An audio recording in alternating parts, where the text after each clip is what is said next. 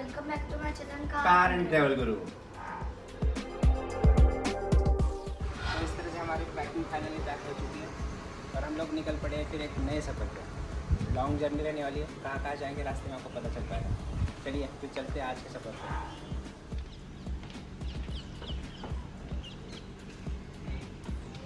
So friends, as usual नए trip की शुरुआत ट्रिप मीटर सेट के साथ करते हैं।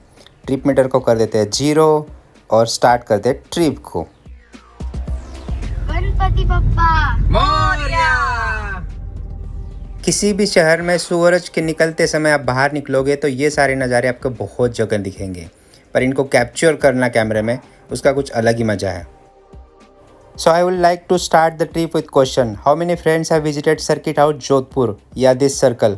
कौन लोग इस सर्कल से गुजरे हैं, किन लोगों ने इस सर्किट हाउस में स्टे किया है, प्लीज़ मुझे कमेंट्स में लिख के बताइए। एग्जैक्टली नेशनल हाईवे को पैरेलल जब रेलवे ट्रैक चलता है और इस पे जब ट्रेन चलती है, खड़ी रहती है, तो आप इसको जब वीडियो में कैप्चर करोगे तो अलग ही नज़ारे दिखते हैं। आपको क्या लग रहा है इसको देख के, प्लीज़ मुझे कमेंट्स में लिख के बताइए। इस ब्लॉग की टैगलाइन पढ़ के आप लोग समझ चुके होंगे हम लोग कहाँ के लिए निकल पड़े हैं। आज का सफ़र हमारा जोधपुर से बीकानेर तक रहने वाला है। ये डिस्टेंस ऑलमोस्ट 240 किलोमीटर्स का है। फिलहाल हम स्टेट हाईवे 61 पे ट्रैवल कर रहे हैं और आगे हम नेशनल हाईवे एक्सप्रेसवे पे ट्रैवल करने वाले हैं। मैं उसके बारे में आपको डिटेल्स इंफॉर्मेशन आगे देता हूँ। अभी फ़िलहाल टाइम हो चुका है पोल्यूशन सर्टिफिकेट निकालने का। ये ट्रिप हमारी बहुत लंबी रहने वाली है, ऑलमोस्ट 20 या 22 दिन की ट्रिप है। ट्रिप में कहाँ घूमे में, कौन से लोकेशंस कवर करेंगे, सब कुछ मैं आपको आगे आगे बताता जाऊँगा। सो लेट्स पहले पोल्यूशन सर्टिफिकेट निकाल लेते हैं, कहीं ऐसा ना हो जाए कि हमारा रास्ते में नेशनल हाईवे का ही चालान कट जाए। सो पोल्यूशन सर्टिफिकेट सबसे पहले एन इम्पॉर्टेंट काम होता है ट्रिप स्टार्ट होते ही। While travelling towards ocean from Jodhpur, आपको बीच में लोकेशन मिलेगी। यहाँ पे बहुत सारे टेम्पल्स है। ये एग्जैक्टली कौन सा लोकेशन है आप मुझे कमेंट्स में लिख के बताइए। चलो एक इम्पॉर्टेंट चीज़, ये वाली चीज़ किन लोगों ने एक्सपीरियंस की है। अगर आपको लगता है कि इसमें बहुत सारी यादें हैं तो आप मुझे कमेंट्स में लिख के बताइए कि ये चीज़ मॉर्निंग में सुबह सुबह चाय पीते समय, चाय और चपाती, बहुत ही अलग एक्सपीरियंस रहता है। आपका क्या ख्याल है इसके बारे में। So finally we are entering on national highway 754A Amritsar to Jamnagar. बहुत ही सुंदर एक्सप्रेसवे है, जैसे लगता है कि इंडियन मैप पे किसी ने स्ट्रेट लाइन खींची है। एग्जैक्टली स्ट्रेट रोड है। आपको ड्राइव करते समय तो ऐसे लगेगा कि बस एक क्रूज़ पे कार लगा दूँ और आराम से सो जाओ। बहुत स्ट्रेट और बहुत सुंदर रोड है। So this morning we have checked pollution emission controls of our car. So let me tell you something about pollution control certificate. What is PUC certificate? Is a pollution under control certificate. It is a document that certifies a vehicle emissions are within a permissible limits set by governments. Specifically हम travel कर रहे हैं India में, तो limits decided by government of India, ensuring it doesn't contribute excessive to air pollution.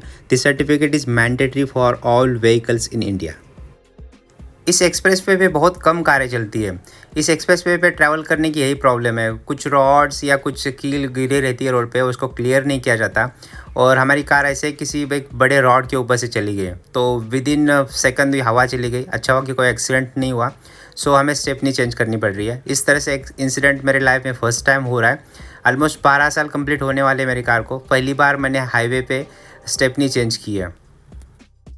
अगर आप road पे travel करते हो, लंबी लंबी ट्रिप के लिए निकलते हो, इवन आप डे ट्रैवल भी करते हो, तो ये जो इलेक्ट्रिक एयर पंप है मैं पक्का रिकमेंड करूँगा। ये बहुत काम की चीज़ है, बहुत इंपॉर्टेंट चीज़ है। पहली बार पंक्चर हुई थी, पंक्चर क्या निकली, बस टायर चेंज किया है, स्टेपनी चेंज की है। चलते हैं नेक्स्ट डेस्टिनेशन पे जाके टायर चेंज कर लेंगे। ये है हमारे डेस्टिनेशंस। रास्ता बहुत ही खूबसूरत है, चलते हैं फिर सफ़र पे। तो इस इंसिडेंट के पहले we were talking about pollution certificate. In India the fine for driving a vehicle without a valid pollution under control certificate is typically 1000 rupees for first offence. Second attempt, third attempt के लिए fine बढ़ता जाता है। Second attempt के लिए शायद 2000 है, third, fourth और फिफ्थ के लिए कितना है मुझे तो कहीं इंटरनेट पे मिल नहीं रहा है। अगर आपको पता है तो प्लीज़ मुझे कमेंट्स में लिख के बताइए, सो बाकी व्यूवर्स के लिए भी पता चल पाएगा कि फ़ाइन्स कितना पड़ने वाला है। उससे बेस्ट है कि पोल्यूशन कंट्रोल सर्टिफिकेट निकाल लो और आप ट्रैवल करो। मुझे इस नेशनल हाईवे 754A के बारे में आपको बहुत कुछ इंपॉर्टेंट बातें बतानी है, पर ड्यू टू टाइम कंस्ट्रेंट हम लोग अभी बीकानेर पहुंचने वाले हैं।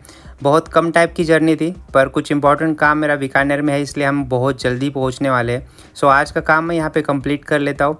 नेक्स्ट व्लॉग आप मेरा चेकआउट करना मत भूलिए। ये सीरीज़ बहुत लंबी रहने वाली है, हम लोग बहुत कुछ डिस्टेंस कवर करने वाले हैं, बहुत कुछ चीज़ें घूमने वाले हैं।